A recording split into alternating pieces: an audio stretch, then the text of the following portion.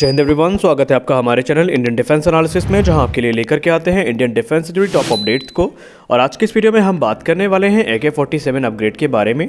जी हां, AK-47 weapon वो weapon है जिसके बारे में आज आपको बताने की ज़रूरत नहीं है, क्योंकि ये दुनिया का सबसे ज़्यादा इस्तेमाल किया जाने वाला और सबसे ज़्यादा ट्रस्टेड वेपन है और भारतीय सेना में भी काफ़ी बड़ी संख्या में इनका इस्तेमाल किया जाता है। भारतीय सेना के जवान पिछले कई दशकों से इनको ऑपरेट करते आए हैं और वो इनकी फंक्शनैलिटी से भली भांति परिचित भी हैं।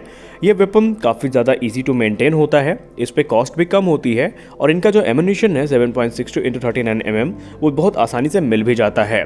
लेकिन हम सब जानते हैं कि जो मॉडर्न वॉरफेयर है उसमें सिनेरियोस चेंज हो रहे हैं। अब जो आतंकवादी भी आ रहे हैं उनके पास जो मॉडर्न वेपन्स है वो मौजूद हैं, जिसका मतलब ये है कि भारतीय फोर्सेस के पास जो AK-47 है उनको भी अपग्रेड करने का सही टाइम आ चुका है, ताकि उनकी लिथैलिटी और एक्यूरेसी को बढ़ाया जा सके। और कुछ ऐसा ही कदम इंडियन आर्म फोर्सेस के द्वारा उठाया भी जा रहा है। और आज के इस वीडियो में हम AK-47 अपग्रेड के बारे में बात करने वाले हैं, जो कि भारत की कंपनियों के द्वारा ही किया जा रहा है। तो आइए जानते हैं।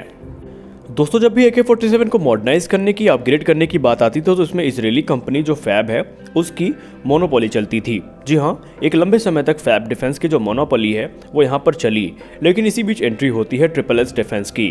SSS डिफेंस जब आई तो एक लंबे अरसे के बाद एक ऐसी खबर आई मानो कि इंडियन आर्म फोर्सेस के लिए जो चीज़ें हैं वो काफ़ी ज़्यादा आसान हो चुकी हों, क्योंकि ये जो हमारी स्वदेशी कंपनी है ये अपने स्मॉल आर्म सेगमेंट के लिए जानी जाती है।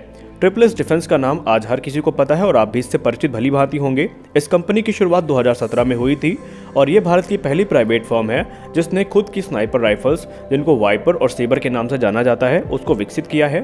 और जब ये स्नाइपर राइफल्स सामने आई तो इसकी चर्चाएं भी काफ़ी ज़्यादा हुई। सिर्फ स्नाइपर राइफल ही नहीं, बल्कि ये जो कंपनी है अलग अलग प्रकार के जो हथियार हैं उनका निर्माण करती है। इनफैक्ट इस कंपनी ने ऑलरेडी ऐसी राइफल्स को भी विकसित कर रखा है जो कि असॉल्ट राइफल्स हैं और वो 7.62 × 39 mm की जो कार्ट्रिजेज हैं उनको फायर कर सकती हैं। इस कंपनी ने कार्बाइन्स का भी निर्माण किया है और इस समय ये जो कंपनी है ये मार्क्समैन राइफल को भी डिज़ाइन कर रही है। और माना जा रहा है कि इस समय कंपनी लाइट मशीन गन पे भी काम कर रही है, जो कि आने वाले समय में इंडियन आर्मी को ऑफर भी करी जाएगी। अपडेट यहाँ पर यह है कि लास्ट ईयर SSS डिफेंस ने इजरायली फर्म जिसका नाम फैब डिफेंस है उसको एक कॉन्ट्रैक्ट में हराया है। जी हाँ, और ये कॉन्ट्रैक्ट था AK-47 राइफल्स को अपग्रेड करने का। और इस कॉन्ट्रैक्ट में जो SSS डिफेंस है इसने इजरायली फर्म फैब डिफेंस को परास्त किया है। और अब SSS डिफेंस के द्वारा एक लिमिटेड नंबर में जो कलाश्निकोव राइफल्स हैं जिनका इस्तेमाल इंडियन स्पेशल फोर्सेस के द्वारा किया जाता है उनको ये अपग्रेड करेंगी। रिपोर्ट्स में बताया जा रहा है कि SSS डिफेंस सबसे लोएस्ट बिडर के तौर पर सामने आई है और इस समय ये 24 की संख्या में जो AK-47 राइफल सर्विस में हैं उनको अपग्रेड करने की जिम्मेदारियों के साथ आगे बढ़ रही हैं। जैसा कि हमने कहा कि इजरायली फर्म जो फैब डिफेंस है इसकी मोनोपोली चलती थी और इसने कुछ हज़ार जो AK-47 राइफल्स है उनको अपग्रेड भी किया, लेकिन अब समय बदल चुका है और ये जिम्मेदारी अब SSS डिफेंस के कंधों पर है और ये अपने खुद की इंडिजिनस डिज़ाइन और जो प्रोडक्ट हैं उनके साथ सामने आए हैं। और रिपोर्ट्स में तो ये भी क्लेम किया जा रहा है कि इन्होंने जो अपने AK-47 अपग्रेड किट्स का पहला खेप है वो इंडियन स्पेशल फोर्सेस को, खासकर पैरा स्पेशल फोर्सेस को डिलीवर कर दिया है, जहां पर वो अपनी ज़रूरत के हिसाब से उनका इस्तेमाल भी कर रहे हैं और उसकी तस्वीर इस समय आपकी स्क्रीन में चल भी रही है। बात करें AK-47 अपग्रेड की, तो SSS डिफेंस का शॉप मॉड यानी स्पेशल ऑपरेशंस पेक्यूलियर मॉडिफिकेशन जो है इस वेपन में एक टैक्टिकल फोल्डिंग बर्स्ट स्टॉक लेता है, जिसके चलते इस वेपन को कैरी करना काफ़ी ईजी होता है। और मान लीजिए कोई ऐसी जगह जहाँ पर ऑपरेशन चल रहा है जहाँ पर वेपन का साइज़ दिक्कत बन सकता है, तो वहाँ पर भी सोल्जर्स के लिए काफ़ी ज़्यादा सहूलियत को प्रदान करता है। वहीं इसके लिए एक स्पेशली डिज़ाइंड फ्लैश सप्रेशर का भी इस्तेमाल किया गया है, जो कि इस वेपन की स्टेल्थीनेस को और भी ज़्यादा बढ़ाता है, क्योंकि फायर करते समय जो गन शॉट्स हैं उनके फ्लैशेस को ये हाइड करने में या रिड्यूस करने में काफ़ी ज़्यादा सहायता करता है। और इस प्रकार जो सोल्जर की पोजीशन है वो भी जल्दी रिवील नहीं होती और ये उनकी सुरक्षा के दृष्टिकोण से भी काफ़ी ज़्यादा महत्वपूर्ण है। यही नहीं, बल्कि tactical butt stock, cheek rest और जो बट पैड है इसको ऐड करने के बाद ये वेपन का जो अपग्रेड है ये और भी ज़्यादा यूज़र फ्रेंडली बन चुका है और ये सोल्जर्स को इस चीज़ की परमिशन देता है कि वो अपनी रिक्वायरमेंट के हिसाब से जो मशीन है उसको कस्टमाइज़ भी कर सकते हैं या अपनी ज़रूरत के हिसाब से जो कस्टमाइजेशन है वो सोल्जर्स के द्वारा यहाँ पर किया जा सकता है।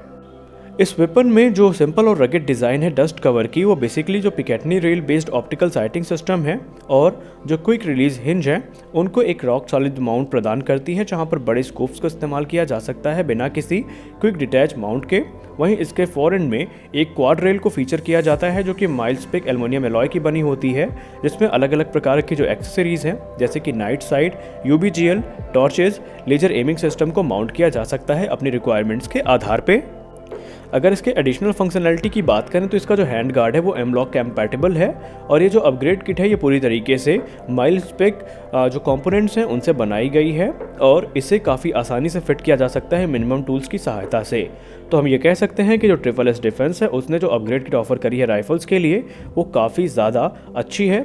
इनफैक्ट ट्रिपल एस डिफेंस ने एक अपग्रेडेड राइफल भी ऑफर करी है जो कि फ्लैश हाइडर के साथ आती है, उसके लिए कोई एक्स्ट्रा कॉस्ट भी नहीं देनी पड़ेगी। लेकिन क्योंकि ये रिक्वायरमेंट का हिस्सा नहीं है इसलिए अभी कुछ कहा नहीं जा सकता कि इंडियन आर्मी इसको एक्सेप्ट करेगी या नहीं। तो हमने इस वीडियो में बात करी कि कैसे फैब डिफेंस को बाहर करके जो ट्रिपल एस डिफेंस है ये इंडियन आर्मी की रिक्वायरमेंट्स को पूरी कर रही है और पुरानी AK-47 राइफल्स इनकी सहायता से अपग्रेड की जा रही हैं। गौर करने वाली बात यहाँ पर यह है कि जितने भी अपग्रेड्स फैब डिफेंस के द्वारा प्रदान किए जाते थे वो सब पॉलीमर से बनाए जाते थे, लेकिन ट्रिपल एस डिफेंस जो पार्ट्स ऑफर कर रही है वो सब एरोस्पेस एलॉय से बनाए जा रहे हैं। तो यहाँ पे भी एक बड़ा डिफरेंस है। तो आज के इस वीडियो में बस इतना ही। आई होप वीडियो अच्छा लगा होगा। वीडियो अच्छा लगा तो वीडियो को लाइक करिए, नया तो सब्सक्राइब करिए। मिलते हैं अगले वीडियो में, तब तक के लिए जय हिंद।